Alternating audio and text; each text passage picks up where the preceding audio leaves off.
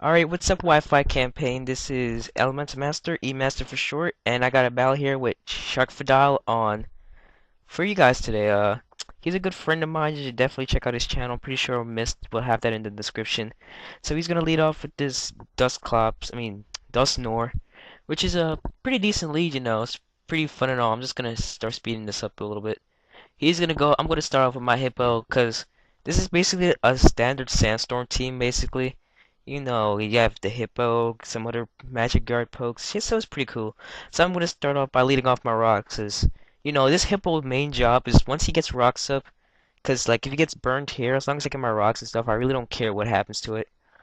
So yeah, so he's gonna get the Will-O-Wisp on me, which is cool, cause I don't care about this thing. As long as I get my rocks, it's all cool. So I'm gonna just take some damage, and yeah, that's all cool. He's gonna hit me with the Nightshade here.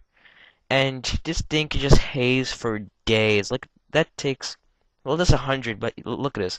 I just start rolling out stuff, so he could go out to his Kingdra, and I'm kind of scared about this thing.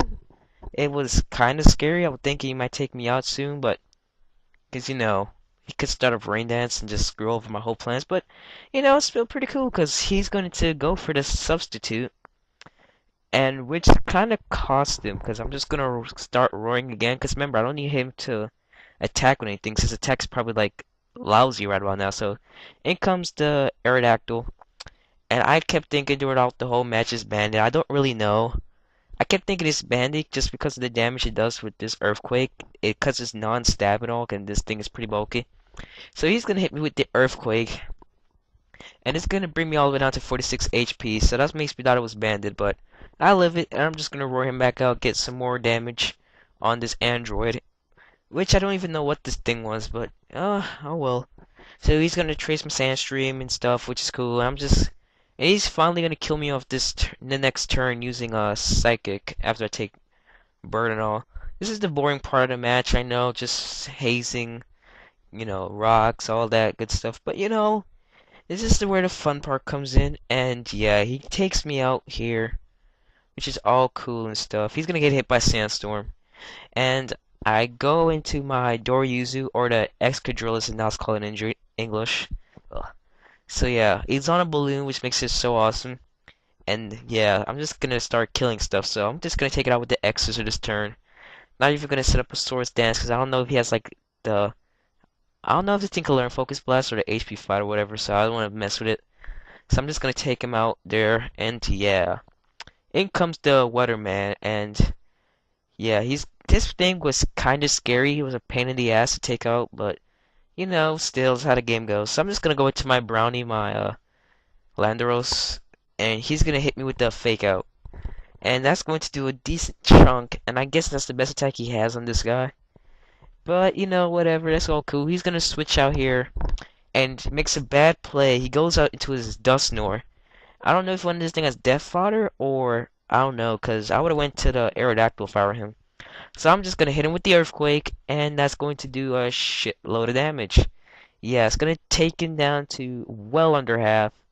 And yeah, Sandstorm, you know, but he has lefties, so who gives a crap what he has. So yeah, he's gonna get lefties, all that stuff, and he's gonna go for the Sucker Punch this turn. It's going to do like around 70 damage, which is like nothing. Well, it builds up with me having Life Orb, but yeah, I'm just gonna take it out this turn. And yeah, really want to use U-turn, but you know, whatever. So he goes back into royalty, which again, another play I kind of just wondered why did he do that? Because now I'm going to just take this thing out with an earthquake. So I don't know what exactly was going through his thought process during this time, but you know, whatever. So he finally goes to something that would have been a good switch in here. I'm just gonna leave my Brownie in as Death Fodder for later. Cause I know he has life forward, my main thing stall. So I go into my T-Tar predicting the fake out, and I got screwed because he just takes me out with the Mach Punch. I was really expecting him to fake out, and you know, yeah, all that stuff, and I could stack on my T-Tar because it wasn't a big help in the long run for this battle, but he just demolished me, like, ouch. So more Sandstorm damage. I go down into my Boss Chomp, because Boss Chomp is a boss, and he's gonna skid out because he knows he can't take me out with anything, and he's gonna finally make a decent play, I would probably say, and go to his Aerodactyl. I'm gonna go for the Earthquake. Of course, he's levitating, so. And then he's gonna hit me with an Earthquake, and this was made me really think it was Bandit. Even though, again, I told you I don't really know, because it does well over half, and that wasn't even stab, so, this made me kind of wonder. But it doesn't matter, I hit it with the Dragon Rush, and it is dead. So now he goes into the Duke, and I was like, the only reason he would switch this in is if it's Scarfed, because you have no other reason to switch it in. So I'm just gonna get out, and this is where I'll use my Brownie as Death Fodder to scout out what he, is gonna lock himself into. Of course, it was gonna be the Ice Beam, but I don't really care. Ice Beam, down goes my Brownie, and yeah.